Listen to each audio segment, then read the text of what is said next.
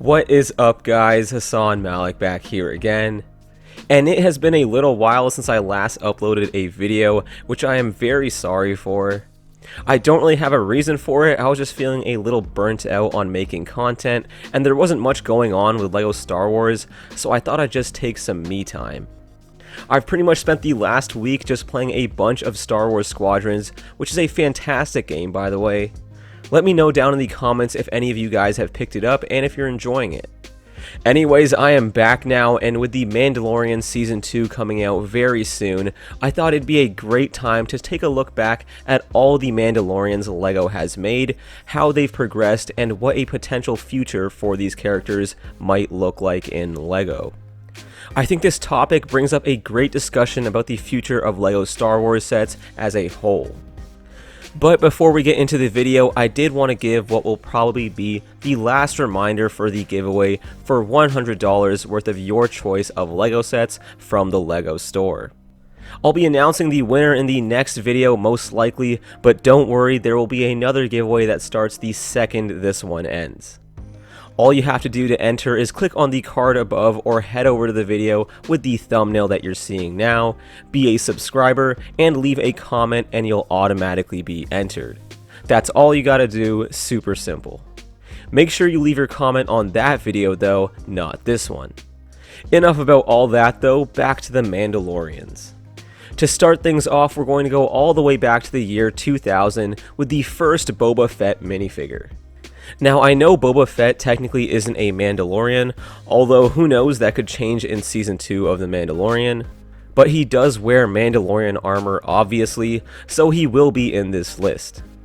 I just thought I'd mention that really quick since I know a lot of people will probably be upset with me for putting him in this video. Boba Fett actually introduced Mandalorian armor to the Star Wars universe in the holiday special, which was released before Empire. He does look very weird in that holiday special, but that look is actually what inspired Din Djarin's suit. Let's get back to the minifigure though. It still holds up to today's standards very well. This was before they started printing visors, so it did have to use that slit opening for the visor with the black headpiece underneath. It kind of sucked that the helmet is molded to the jetpack, but even though it looks less accurate to the films, it still looks very cool just as a minifigure. The next minifigure we got was Jango's Mandalorian armor, which is pretty much a recolor and reprint of the Boba we just looked at. They didn't really change much aside from a few details on the torso and helmet, which is fine since Jango's armor is pretty standard looking in universe. Now, those two minifigures don't look too detailed or amazing, even though they are classics, but the next one is probably one of my favorite Mandalorians LEGO has ever made. The very highly detailed Cloud City Boba Fett from 2003. It's very similar to the original Boba, except this time it includes both arm and leg printing, which is very uncommon on LEGO Star Wars figs, and was even less common back then. Even though the helmet mold is outdated, I still think this is one of the coolest looking Mandalorians LEGO has ever made. Hopefully we'll see more fully printed and detailed Mandalorians in LEGO who aren't just the named ones. In 2006, we got another Boba Fett with that year's Slave 1, but it was pretty much the same figure we got before. Everything up to this point have pretty much been the exact same mold, but then in 2010, LEGO finally made the biggest change and gave us a new helmet mold for the Mandalorian helmet with yet another Slave 1 from 2010. This was really great since it introduced these side peg holes, which allowed us to finally add the Boba's iconic rangefinder and other accessories as well. It also introduced the newer jetpack piece, which was great for all kinds of figures, including clone troopers.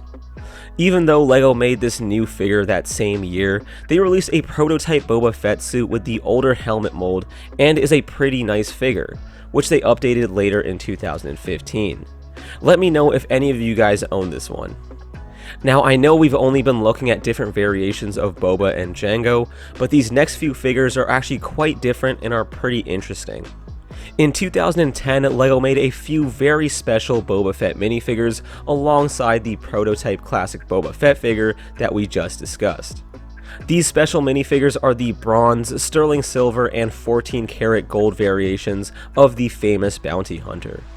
There were only 2 of each of these figures ever made, which makes them some of the rarest LEGO minifigures of all time.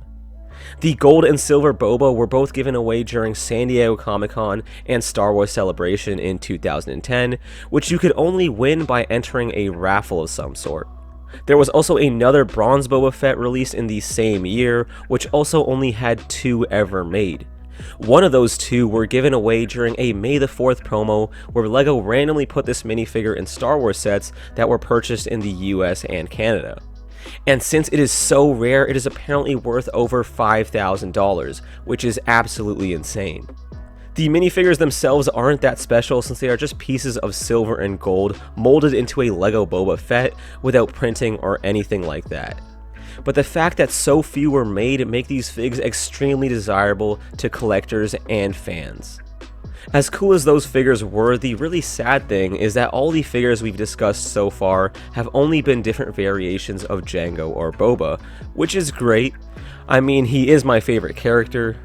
But Star Wars really started to flesh out the Mandalorians in the Clone Wars TV series and showed us just how cool different variations of this armor could look.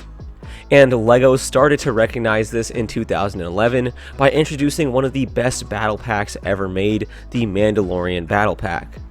I love the way the Death Watch's armor looks, and these figures do a great job of representing them.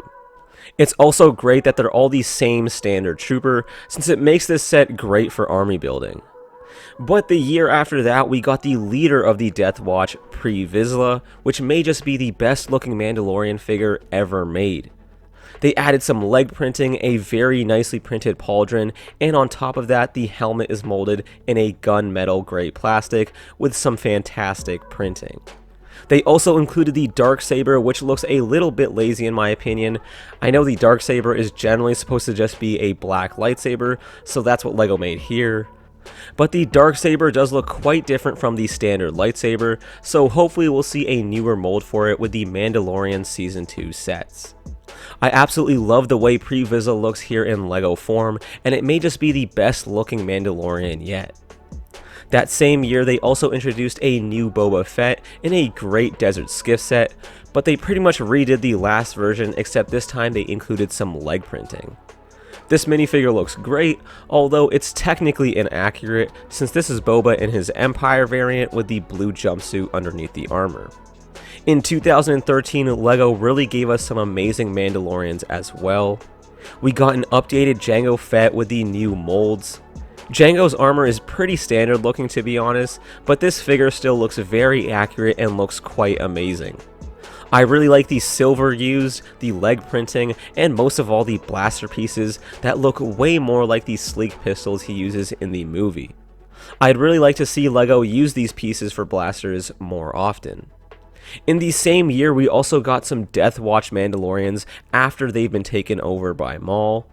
These figures look pretty great, but I really think the arms and leg pieces should have been darker and could have used some printing. The torso print and helmet look perfect though.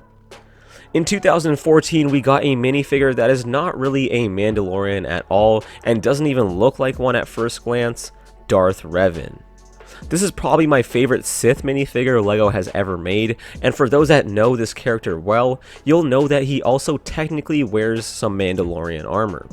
The coolest part about Revan to me is his mask, which he actually obtained from a Mandalorian and vowed to never take off until he defeated every single Mandalorian.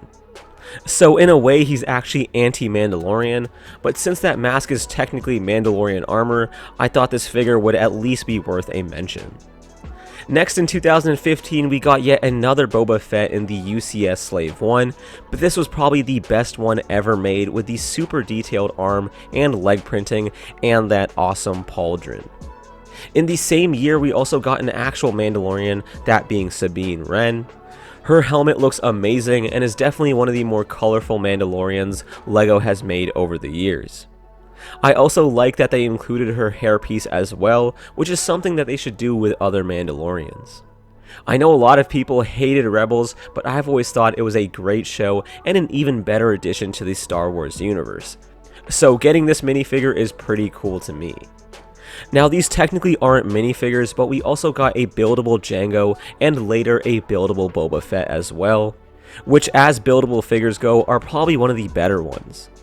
In 2016 we got another Sabine with a newer hairpiece, although this one didn't come with her helmet, which kind of sucked. The next year in 2017 we didn't really get much, other than an updated Boba Fett from Return of the Jedi, which looked great. And after that, LEGO didn't really improve or evolve on Mandalorian armor until we started to get figures based on the Mandalorian TV series in 2019. Now, Din Djarin isn't my favorite looking Mandalorian ever. I mean, his suit does look pretty standard. But then again, that's exactly how it's supposed to look, since he's not supposed to be the most expressive character in the Star Wars universe. But nonetheless, this minifigure still looks awesome. The gunmetal gray helmet piece looks great, and all the prints and everything are very accurate too. I do appreciate that LEGO made this figure, since this is the first variation of his armor. But we really should have gotten the complete Beskar variant in the Razor Crest set that was released a year later.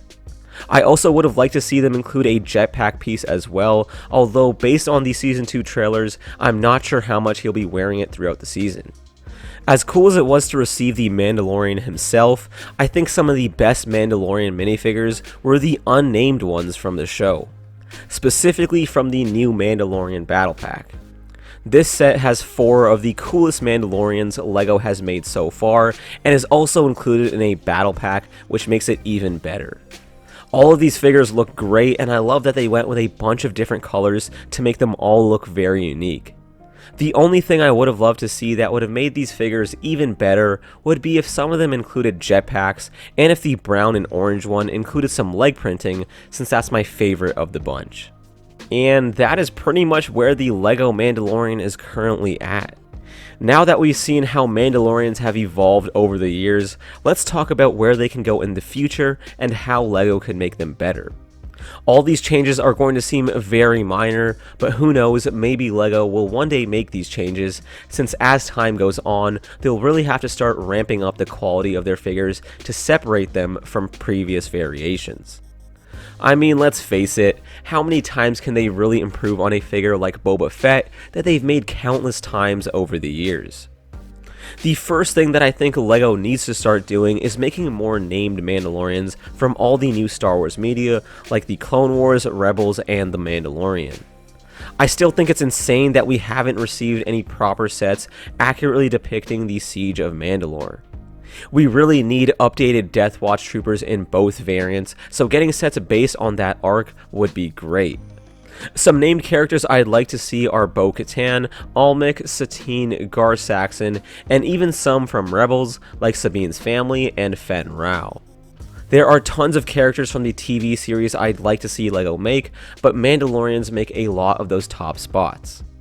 Now, when it comes to actually making the minifigures better, there are the obvious things that they should try, like including arm and leg printing, which we've actually seen with the 2015 Boba Fett.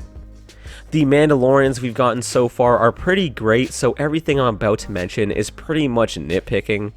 But I've always found that the helmet is a little too bucket shaped, which makes sense, especially since it's based off of Boba Fett's. But the thing is, when you really take a look at it, the Mandalorian helmets we've been seeing are getting slimmer and slimmer. Take Mando's helmet for example.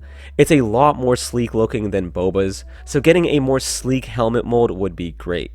But that is literally the biggest nitpick ever, since the current helmet we got is amazing and pretty much perfect. There are also a bunch of specific helmet molds I'd like to see, like the Armorer or Gar Saxon, both with pretty cool horns added on their helmets. Another thing I've always found to be not that great are the pauldrons. I think LEGO needs to make them way smaller, use better material, or just mold them out of plastic. For example, with that amazing 2015 Boba Fett minifigure, the pauldron is huge, so I'd like to see them change that. And getting newly molded blasters specifically for Mandalorians would also be great. But to be completely honest, I can't really think of anything else. Everything I've mentioned so far is a big nitpick, but that's a good thing, since it's actually a testament to how good Mandalorians have gotten in LEGO. These aren't changes that I need to see or anything, but if LEGO did start doing any of this, I'd really appreciate it. And that is pretty much the evolution and the potential future of the Mandalorian in LEGO. Before you head out, make sure to let me know what your favorite LEGO Mandalorians are and how you'd like to see them improved upon. I'm really curious to hear your ideas, so make sure to let me know. But that will pretty much do it for me, guys. If you haven't entered the giveaway, make sure to do so before it ends. Thank you all so much for watching, and I will catch you guys in the next one. Peace.